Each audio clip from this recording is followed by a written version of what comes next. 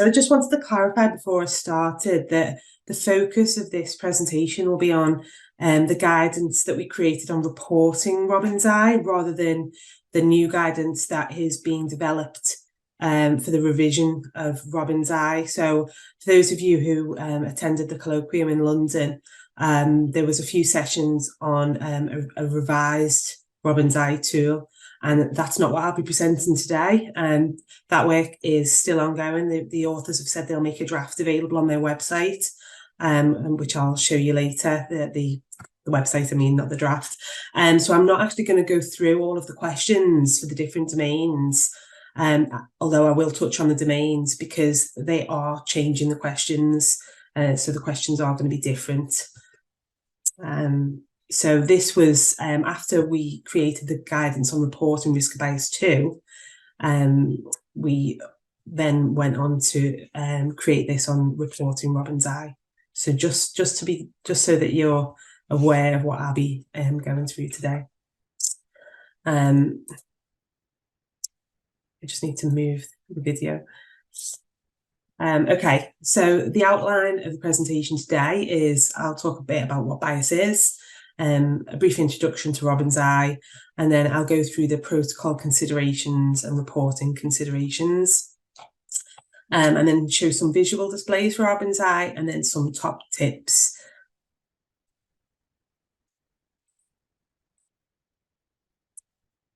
Okay, so bias has been defined as the systematic difference between study results obtained from a non-randomised study of interventions and a pragmatic randomised trial, both with a very large sample size. Addressing the same question and conducted on the same participant group that has no flaws in the conduct. So the evaluations of the risk of bias in results for non-randomised studies facilitated by considering each one of these non-randomised studies as an attempt to mimic a hypothetical target randomised control trial. So Robin's Eye is a result-based tool. So a lot of people actually assess a study as a whole rather than the results. So the assessment is specific to a single result rather than the study. And there are 7 domains: bias due to confounding, bias in the selection of participants into the study, bias in the classifications of the intervention. And so those are the 3 that are actually different to risk of bias 2. And then the similar ones to risk of bias 2 are bias due to deviations from intended interventions, bias due to missing outcome data, bias in measurement of the outcome, and bias in selection of the reported result. And although they're similar in the domain names, the questions are actually slightly different. So going on to how it looks, Robin's Eye, similar to risk of bias 2, there are signalling questions that guide you through to allow you to come to a risk of bias judgment for each of the domains. And the answers are yes, probably no, or no information. Although that is, I think they are changing that slightly in the new version, and that information will be available on the website soon.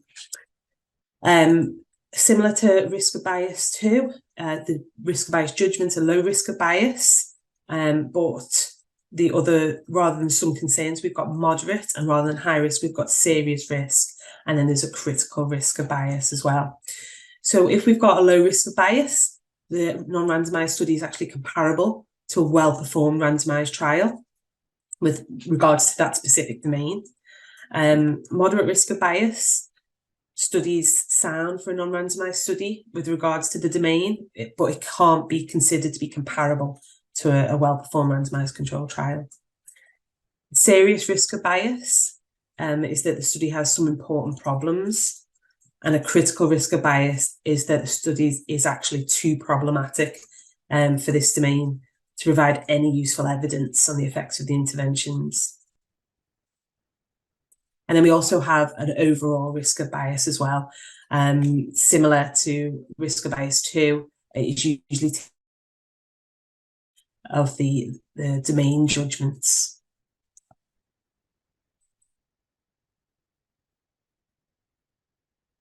So this is the guidance that we created, and it's available on the Cochrane Methods website. And this is the web address, methods.cochrane.org/robinseye. And that contains all of this information I'm presenting today, along with further information on tips and recommendations from authors and editors.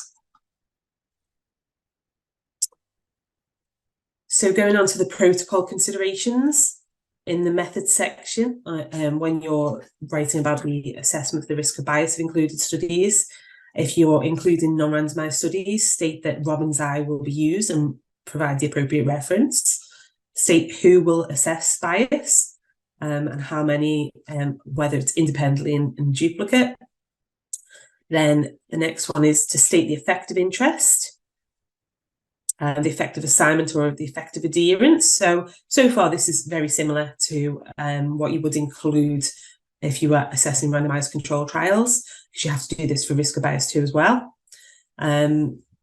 Specifying the nature of the effect of interest.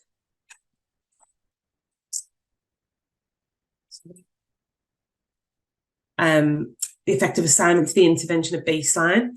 So that will be if you're interested in forming a health policy question about whether to recommend an intervention in a particular health system, for example, or the effect of starting and adhering to the intervention is to directly inform a care decision for an individual patient.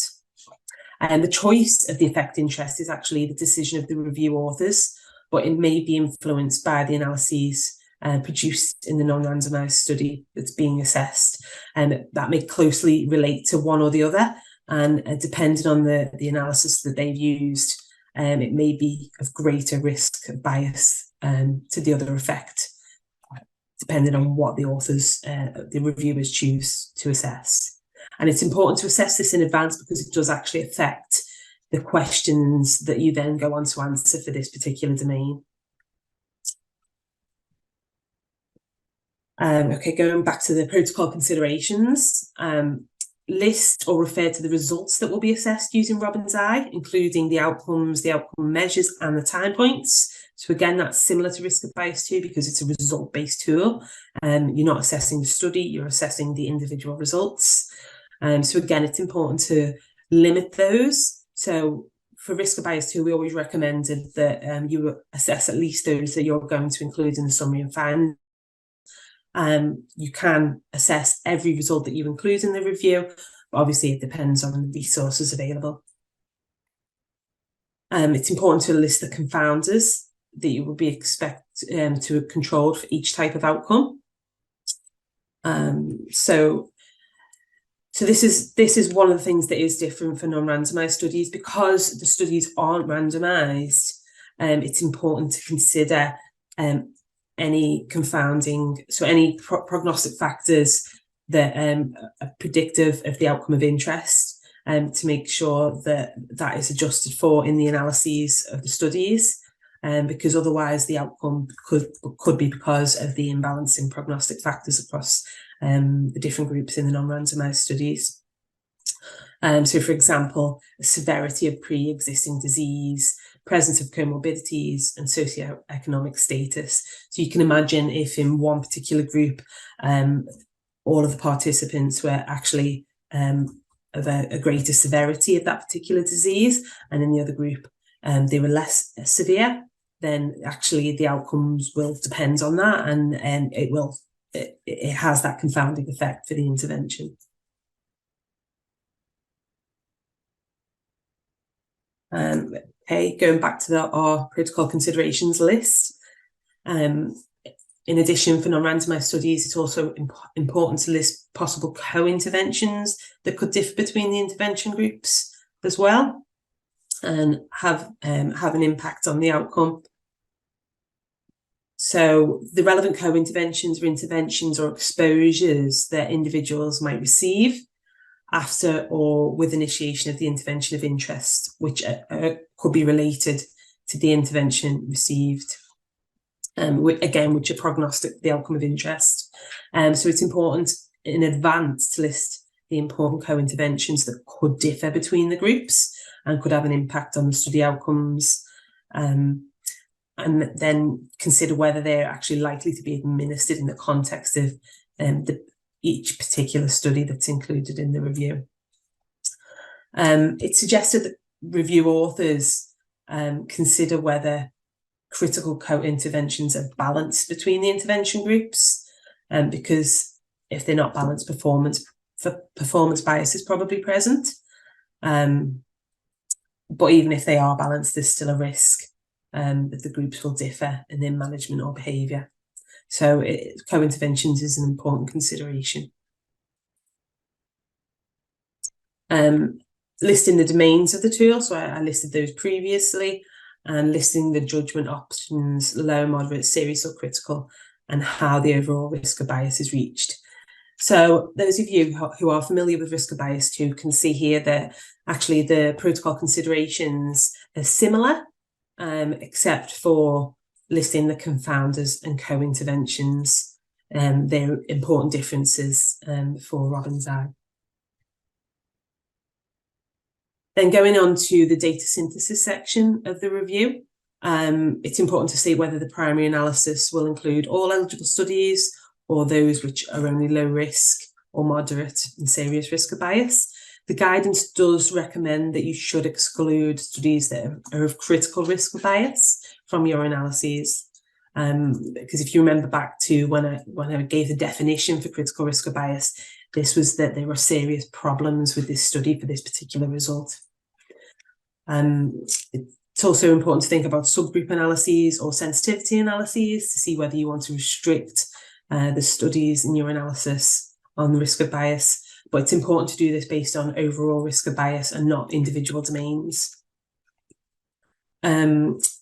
State how Robbins Eye is used in the certainty of the evidence and grade summary findings. It's recommended that if you use Robbins Eye to assess non-randomised studies, you actually start your grade rating at low risk of bias and then downgrade, because thinking back to one of the first slides, what they're assuming with the assessment of Robbins Eye is that the non-randomised study is actually trying to mimic a randomised control trial. So that's why we start at high certainty evidence, and then downgrade. Okay, thinking about other considerations, authors should not make any changes to the tool. And it's important to state how detailed Robbins Eye data will be stored and presented. Again, similar to risk of bias 2, answers to signalling questions, and then judgments for the domain and overall risk of bias. There's a lot of information there, so that won't all necessarily go into the review. So it's recommended that it's stored in an online repository, for example.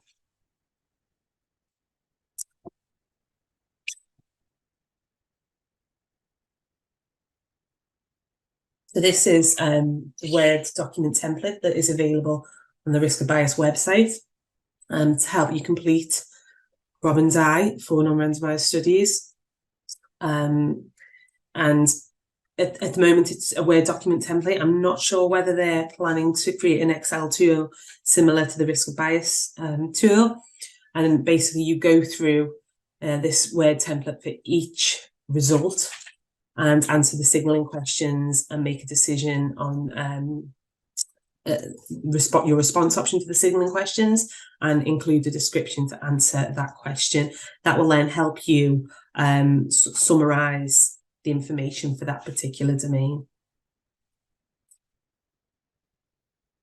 So now I'm going to go on to, so we've thought about the protocol considerations, what to include in your protocol. Now I'm just going to touch on the domains. As I said, I'm not going to go into detail here because the authors of the tool are producing a revised version of that, which should be available on their website soon, so I would keep checking. And back to the website. So the first domain is bias due to confounding, and we've already touched on confounding. So this is when baseline confounding occurs when one or more prognostic variables predict the intervention received at baseline. Robbins Eye can also address time-varying confounding, which can occur when individuals switch between interventions being compared. and when post-baseline prognostic factors affect the intervention received after baseline. And I think some questions were submitted in advance to this, and one of them was about whether the study assesses all confounders, measures all confounders and adjusts for those in the analyses, or whether they only have to do some. Well, the domain would be low risk bias if no confounding was expected. Moderate risk of bias if confounding was expected and all known important confounding domains were appropriately measured and controlled for. So if not all of the confounders were controlled for, then this wouldn't be low risk of bias. It would more likely be moderate risk of bias. Serious risk of bias would be at least one known important domain was not appropriately measured or controlled for. And critical risk is when confounding is inherently not controllable. So this is why it's important to specify the important confounders in advance, and you need to do that by working with methodological experts on the particular study design and also the clinical experts. So these are the current questions. As I said, I'm not going to go through those. So as you can see, there are 8 questions, but some of them you only have to actually answer if you've answered. So here you can see 1.5, you only have to answer that question if you've answered yes or probably yes to the question before it. So you don't necessarily have to answer every question. But then you give your reason. So you could summarize your answer to all of these questions and give your risk of bias for that particular domain, for that outcome. And unlike the risk of bias 2, which has the algorithm, which they may be introduced, I'm not sure if they're introducing for the revised Robbins I tool, but there are tables that gives you a guidance as to whether to select low, moderate, serious or critical risk.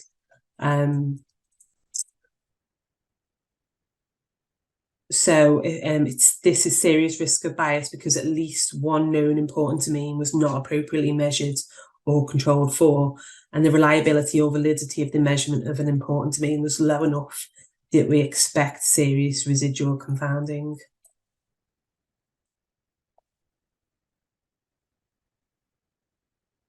So then going on to domain 2, bias in selection of participants into the study. So this happens when exclusion of some eligible participants or the initial follow-up of some of the participants or some outcome events is related to both the intervention and the outcome. So there'll be an association between interventions and outcome, even if the effects of the interventions are identical.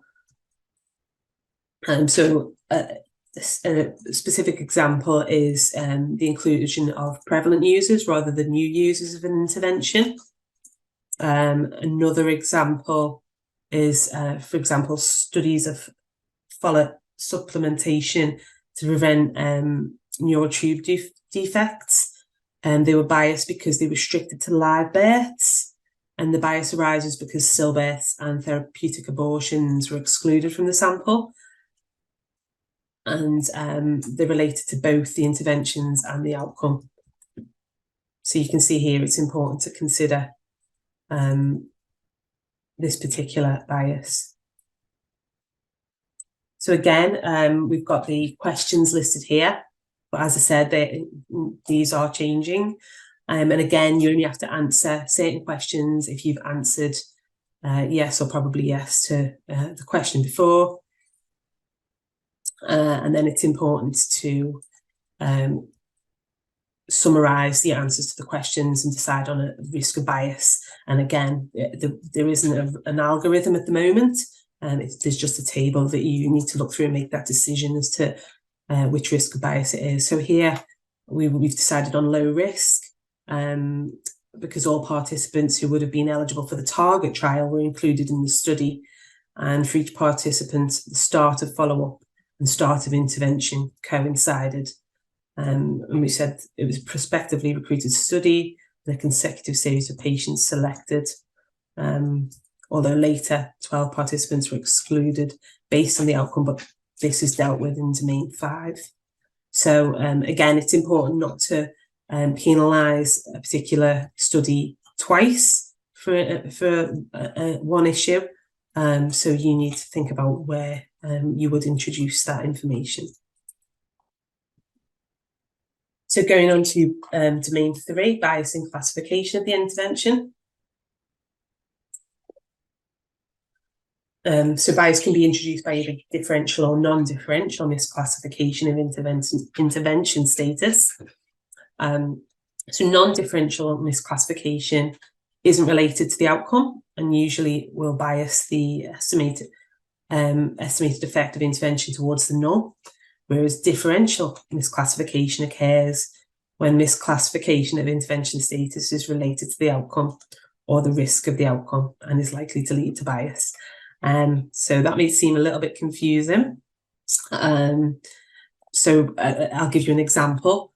So for non-differential misclassification, so when that's when it's unrelated to the outcome. So if comparison of a smoke alarm installation with no smoke alarm installation, so receipt of the intervention may be incompletely recorded, so that some people who installed a smoke alarm are incorrectly allocated to the no alarm group. Although it's provided that such misclassification is unrelated to the subsequent outcomes that are measured, such as risk of fire-related injury, for example. Differential misclassification is a well-known example of differential misclassification is recall bias in a case control study. So whereby knowledge of case control status affects recall of previous intervention. Typically the cases are more likely than controls to recall potentially important events. And misclassification of intervention status is not usually a problem in randomised trials because the interventions are actively assigned by the researcher and their accurate recording is a key feature of the study, whereas in observational studies, the information about interventions allocated or received must be ascertained. So then again, we answer the signalling questions and look at the table to decide on our risk of bias. So here we've decided on serious risk of bias because the intervention status was not well defined. And it could be that major aspects of the assignment of intervention status were determined in a way that could have been affected by knowledge of the outcome. So those are the 3 domains that are quite different to risk of bias 2, things that need to be considered in non-randomised studies. But then we go on to domain 4, which is bias due to deviations from intended interventions. And I know people do struggle with this in risk of bias 2 as well. And I think the authors of the tool have taken that on board and are addressing that in the revised version of Robbins Eye to help people understand it better. So they have changed the signalling questions for this as well. So the bias due to deviations from the intended intervention arises when there are systematic differences between the experimental intervention and the comparator groups in the care provided.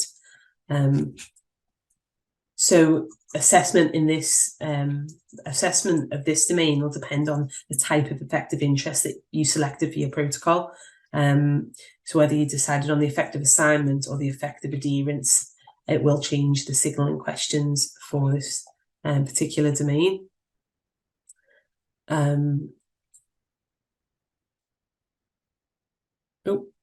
So I'm not going to go through the questions, as I said, but you would answer the signalling questions and then go to the table to decide on the risk of bias. So here we've decided on serious risk of bias because there were deviations from usual practice that were unbalanced between the intervention groups and unlikely to have affected the outcome.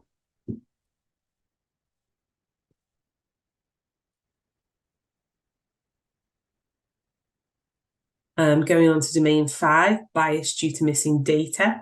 So this is bias that arises when later follow-up is missing for individuals that were initially included. And bias due to exclusion of individuals with missing information about intervention status or other confounders. So again, you have a list of signalling questions, some that you have to answer based on your answers to previous questions, and you would summarise your answers to these to give you the information for this domain. And you would look at the table again to see whether you thought what made you to make a decision on the risk of bias.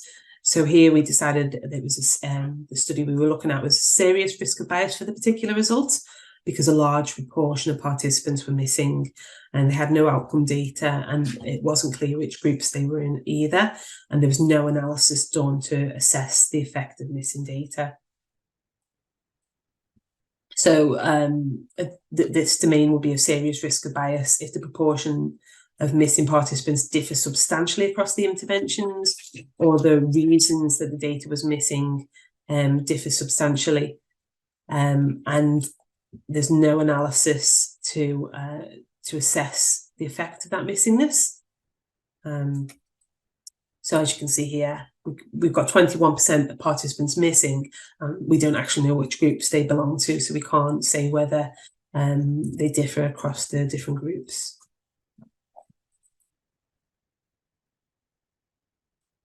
Going on to domain 6, bias in measurements of the outcome. So this is where measuring the outcome differs in the different intervention groups.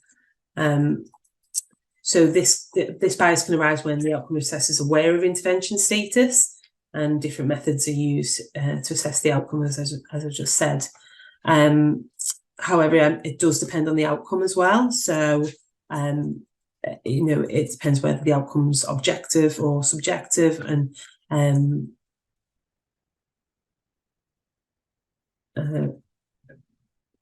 sorry. So yeah. So then again, you have your list of signalling questions, and you would summarise the information there. So we've decided on a moderate risk of bias. The methods of the outcome assessment were comparable across the intervention groups. The outcome was only minimally influenced by knowledge of the intervention received by study participants, and any error in measuring the outcome was only minimal related to the intervention status.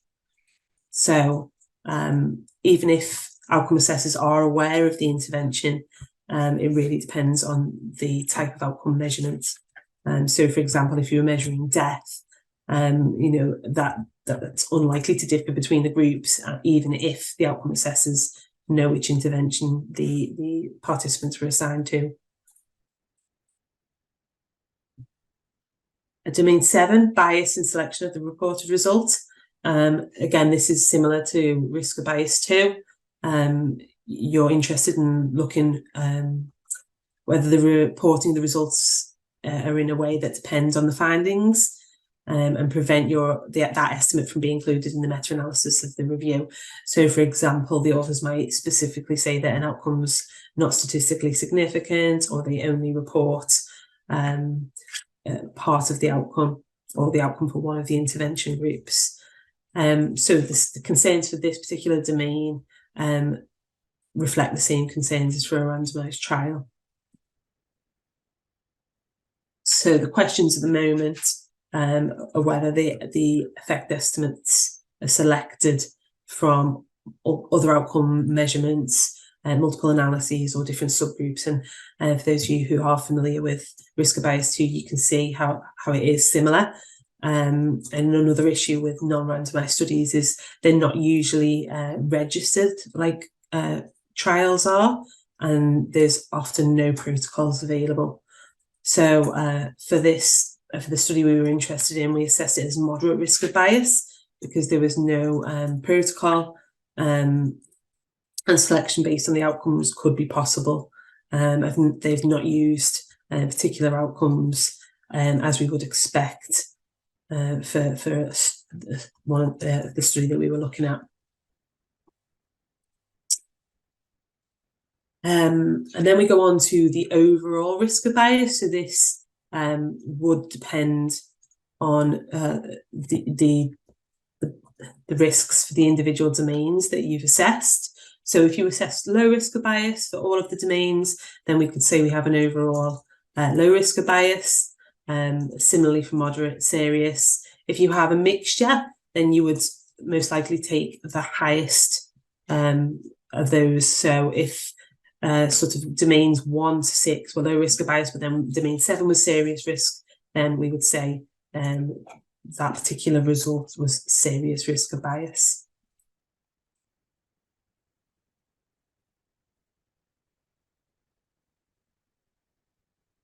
So this is a way of presenting the data using RobViz. So you would have all of your studies listed.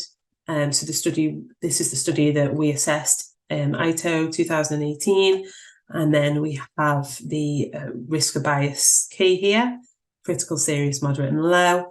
And for each of the domains, we have that. And you can see here, we've actually decided on a critical risk of bias overall. And that's because quite a lot of the 4 of the 7 domains were serious risk of bias.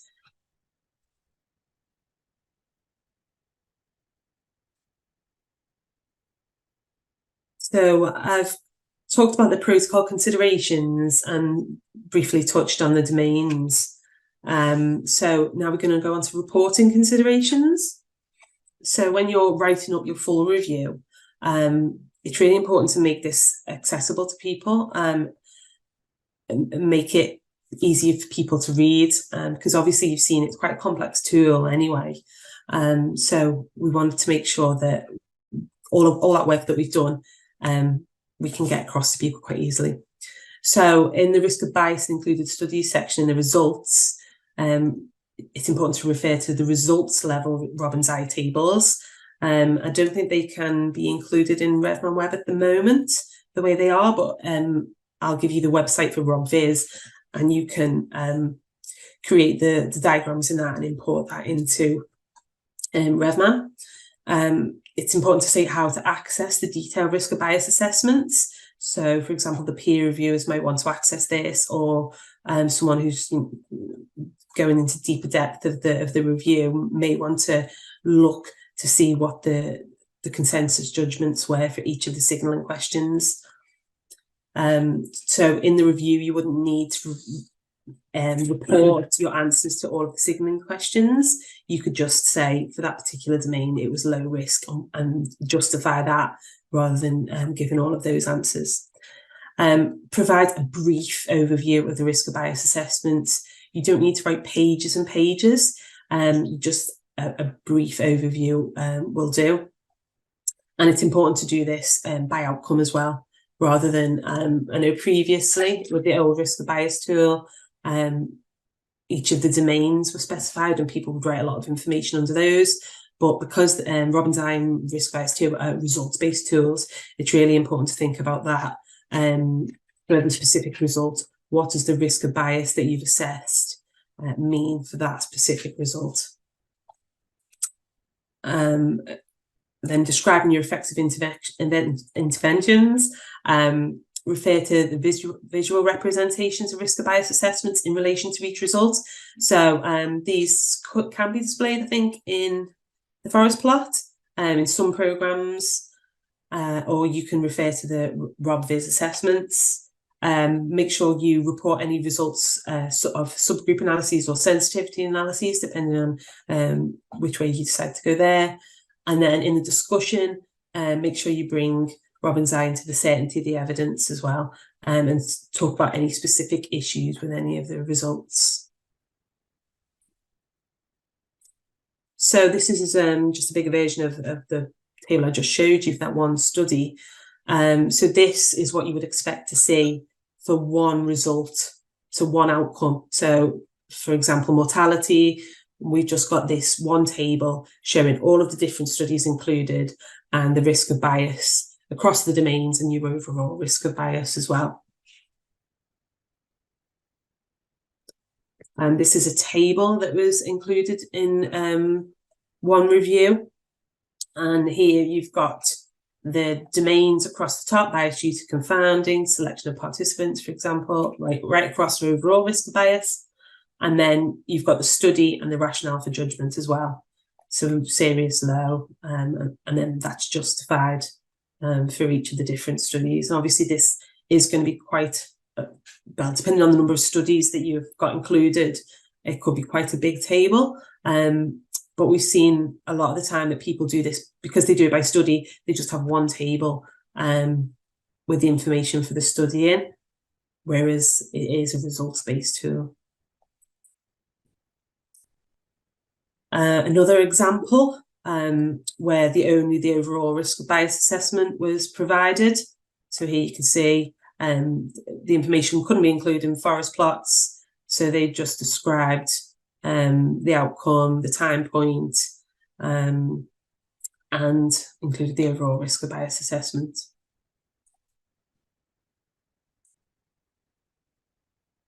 So going on to some common errors that we saw when I was at the Method Support Unit, as I've said several times, authors applied Robin's Eye to studies rather than specific results. So if you've got 5 studies in your review, they would just do one assessment of each of those studies, but it is a results-based tool. People would modify the tool, so they would remove certain domains or create additional domains. So, for example, some people decide to look at funding and add that on as well. But there is actually another tool that is coming out that is looking at funding and conflicts of interest. So another common error was that the overall judgment does not include the worst domain level judgment, and including data that is a critical risk of bias in analyses. So it's obviously critical risk of bias for a particular reason. There's obviously a serious problem with that study on that result, so it shouldn't be included in a meta-analysis or narrative synthesis. Sensitivity analyses based on a judgment from a single domain. So the authors of the tool advised that that is why there is an overall risk of bias, so that you can undertake sensitivity analyses based on the overall risk of bias rather than just one domain. Providing no support for domain or overall judgments in the tables. So sometimes there might just be a plot using RobViz, and we don't actually know why the review authors decided on serious risk of bias, for example. There was no information to tell us that. And another thing that we often see is a long description of all aspects of bias in the results text section of the review, making that particular section really difficult to read.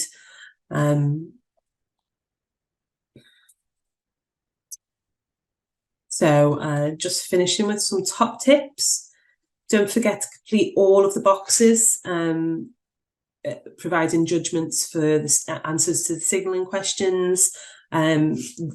Some people, if they got critical risk of bias on the first domain, they might then not bother to answer the rest of the domains.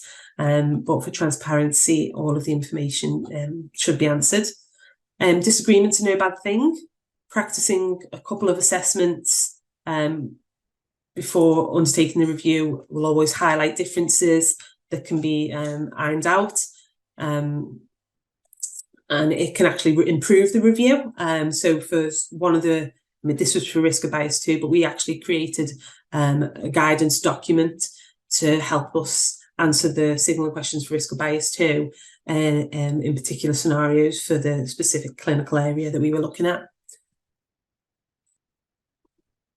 Early investment goes a long way. So that's what I've said about creating a document that can help you answer the questions, and making sure that inter-rater agreement is quite high, especially for some of the questions on confounding and adjustments. Authors are not expected to assess risk of bias for all results from all included studies. So as I said, I think at the beginning, it's important to specify which are your important outcomes that maybe you want to include in your summary of findings table, and assess those rather than assessing every outcome in the review. For further information, This is the risk of bias website where the current version of the tool is, and the authors have said that they will make the revised version available when it's ready. And then the RobViz website as well. So I really do recommend that people use RobViz. It's a really useful display, especially for Robin's Eye, but it can be used for any risk of bias tool. And some references.